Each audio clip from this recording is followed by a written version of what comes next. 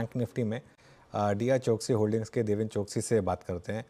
देवेन जी, good afternoon.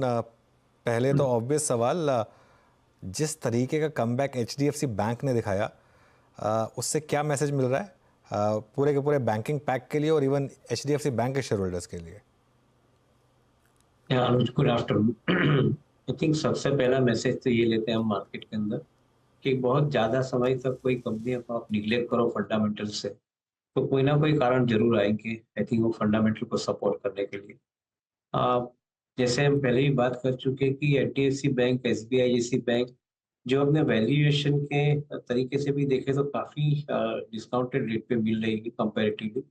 एक तरफ 18-20% का एवीएम ग्रोथ है ये बिजनेस के अंदर, और 4 साढ़े 4 साल या 5 साल के अंदर मैक्सिमम आपको ये बिजनेस डबल होते दिखता है, एवीएम डबल होते दिखता है। फिर भी the stocks are available at a valuation which is significantly lower than many of their peer groups.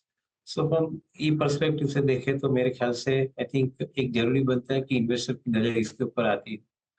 दूसरी तरफ देखें तो जो एडिशनल फंड फ्लो मार्केट के अंदर अभी तक जो एफआई के माध्यम से नहीं आ रहे, वो आने शुरू होते हैं, तो उनकी सबसे पहले नजर जो फ्रंटलाइन स्टॉक है उनके ऊपर जाती है, क्योंकि फ्रंटलाइन स्टॉक के अंदर उनका ज्यादातर अमाउंट इन्वेस्ट करने की उनको एक गुंजाइश है, शक्यता मिलती है।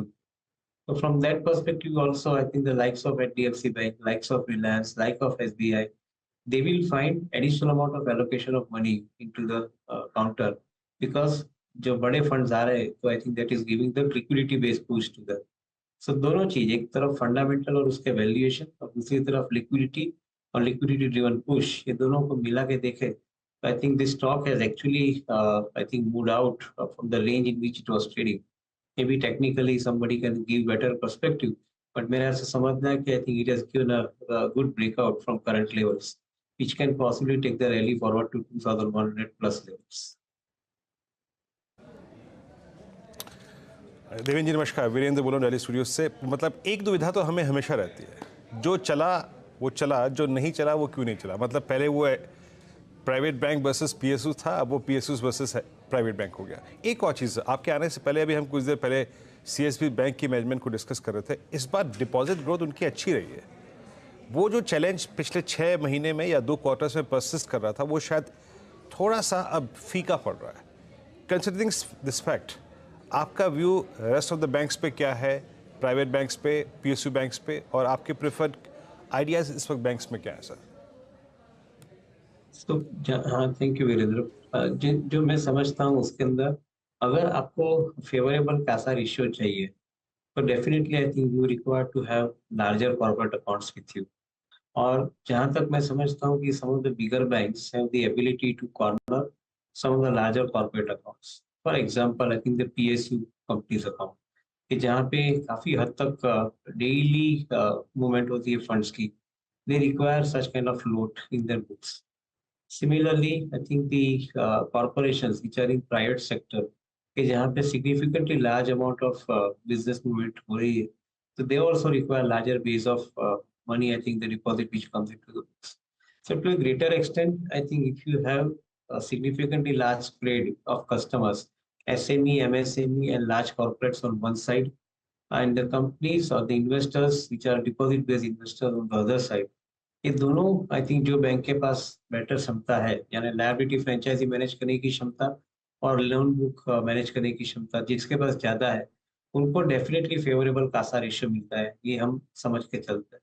And that is where I always believe कि in the finance business the big is getting bigger, क्योंकि इकोनॉमी की साइज इतनी जोर से बढ़ रही है, तो स्मॉलर और मीडियम साइज की जो बैंक या फाइनेंशियल इंस्टीट्यूशन है उनको फायदा मिलता है, but comparatively the bigger entities को फायदा 2 गुना 3 गुना ज्यादा मिलता है। तो मैं ऐसा समझता हूँ कि I think this is probably the time, अगले 5 साल 10 साल के लिए, maybe some of the larger banks and financial institutions and NBFCs will become much bigger than what they have been in last 10 years.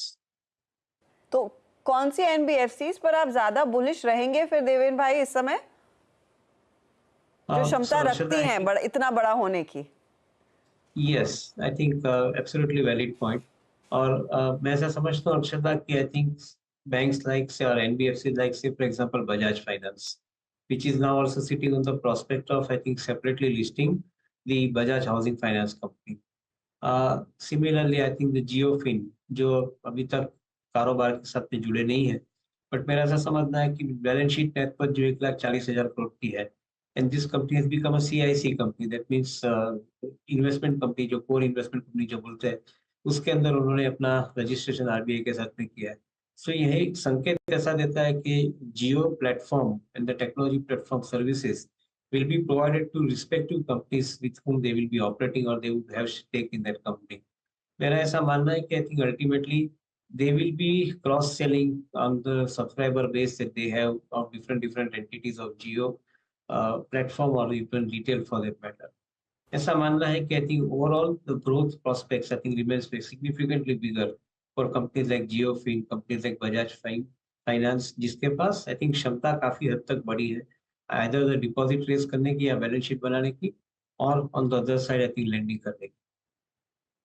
Okay Devan, large cap IT पर अब क्या view बन रहा है, क्योंकि बस अब कुछ दिन की बात है और अर्निंग्स आनी शुरू होंगी। या अनुज, आई थिंक एक चीज हमने पहले भी शायद डिस्कस किया है इस चीज के ऊपर, कि large cap companies have limited ability to give appreciation to investors given the size that they are holding, but certainly जब ये भाव से मिले तब इसको लेना चाहिए, क्योंकि 15-20% रिटर्न कहीं नहीं जाता है ये कंपनियों के अंदर। एक तरफ उनको नए कॉन्ट्रैक्ट जो मिल रहे हैं, शायद थोड़े पेस कम है, बट फिर भी आई थिंक जो मिल रहे हो 5 या 7 साल ड्यूरेशन के कॉन्ट्रैक्ट मिल रहे हैं। So that means कि you have got a visibility of next 5 to 7 years in every contract that they are signing in, particularly those 1 billion contracts I think which they are signing in every successive quarters. दूसरी तरफ देखें तो I think जो cloud computing और AI base का जो business का जो एक आगे proliferation हो रहा है, I think every customer segment of this some of the large IT companies, they are having the larger amount of order books to deal with and larger amount of customers to deal with. In fact, I would not be surprised if some of the large companies come up with a SaaS-based model in providing even the futuristic services like AI to some of their customers. So I think that is something which is a good potential and possibility. We believe कि fundamentals are intact. We believe कि I think market ने काफी हद तक उनको थोड़ा neglect भी किया है. So maybe I think with the allocation of money now happening, they will find themselves re-rated, and I think around 10-15% return, even though they have appreciated, is still possible in the course of the year this year. अच्छा देवेन जी, अभी कुछ देर पहले हर्षता ने आपसे NBFCs पे एक take पूछा और उसी समय मेरे जहन में एक सवाल और आया। DLF गोदरेज प्रॉपर्टीज़, और हाल ही में अगर आप देखें जो इनके सेल्स के आंकड़े आए उसने चौंकाया। DLF गोदरेज प्रॉपर्टीज़, HFCs और रियल स्टेट एंसिलरी, आप एस्ट्रल को देखिए, आप पॉलीकैप को देखिए, they are all doing well. आपके साथ स्टॉक सिलेक्शन में इस वक्त क्या अपीयर हो रहा है सबसे ऊपर? It's a very valid question. Frankly, I think the entire building material segment looks absolutely brilliant. एक तरफ रियल एस्टेट की कंपनियां हैं जिनके पास, मैं ऐसा समझता हूँ, if it is not too much to spell out this way, मैं ऐसा समझता हूँ कि अगले 50 साल के लिए I think this country will be assuming significantly large amount of constructions, given the size of economy which we are assuming by 2047. तो ये एक तरीके से देखा जाए तो शायद I think the construction based activity the real estate के अंदर काफी हद तक आगे बढ़ने वाली है, and maybe some of the companies which are developing the size to execute larger projects, they will be the bigger beneficiaries.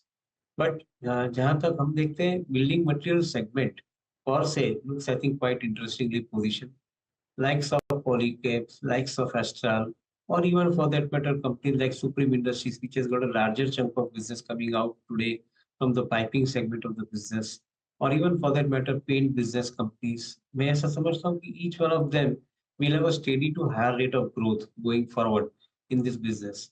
Only challenge currently जो हम देख रहे हैं उसके अंदर valuations. Most of the companies are actually, I think, priced in every possibility of growth at least for next 1.5 years. Going forward, and that is where I think you have a challenge कि आपको शायद थोड़ा बहुत discounted valuation मिलता है तो आपकी sustainability या holding capacity ज़्यादा रहती है। अगर आप महंगे लेते हो तो शायद आपको थोड़ा ज़्यादा वेट करना पड़ेगा इन्वेस्टमेंट का रिटर्न लेने के लिए। But overall, the prospects remains absolutely brilliant as far as these businesses are concerned. Even housing finance business, I believe that I think they will continue to grow। 20% के rate of growth के आसपास I think the loan book बढ़ती रहेगी, ऐसा मेरा मानना है, because of the demand for money and demand for the new houses. So we remain distinctly convinced about housing finance company as well, along with the building material segment. कल हम L&T के management से बात कर रहे थे देवेन, और उन्होंने कहा है कि हाइड्रोकार्बन सेगमेंट में कई सारे ऑर्डर्स आगे हाथ लगेंगे। अरामको का एक पहले साइन किया हुआ ऑर्डर, उसको फाइनल क्लोज किया। एक और 6 महीनों में ऑर्डर जो पहले डेफर किया गया था, उसके लौटने के चांसेस हैं।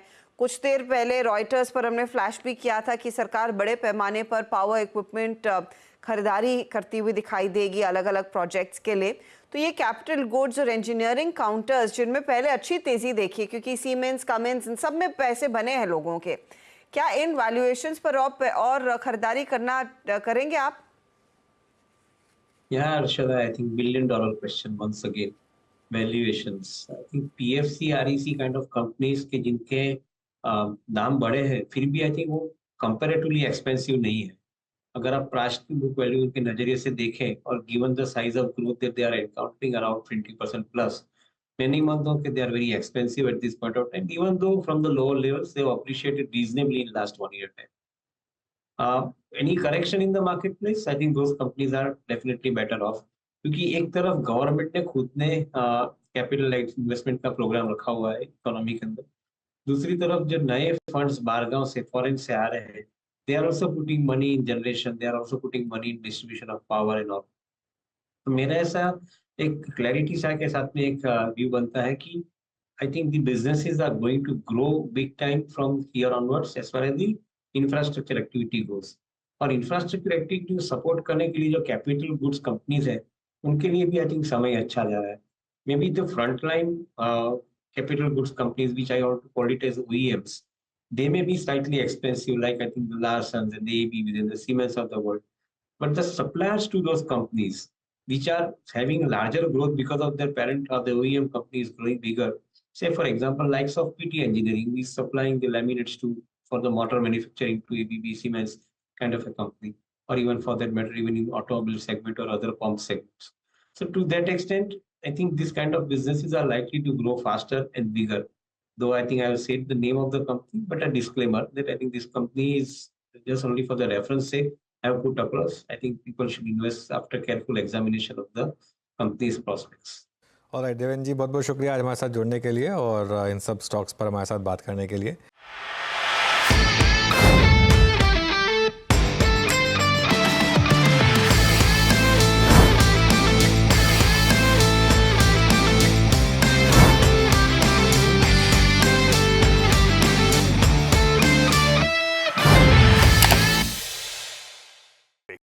बता दें कि मनी कंट्रोल पर दिए गए विचार एक्सपर्ट्स के अपने निजी विचार होते हैं। वेबसाइट या मैनेजमेंट इसके लिए उत्तरदायी नहीं है। यूजर्स को मनी कंट्रोल की सलाह है कि कोई भी निवेश निर्णय लेने से पहले सर्टिफाइड एक्सपर्ट की सलाह लें।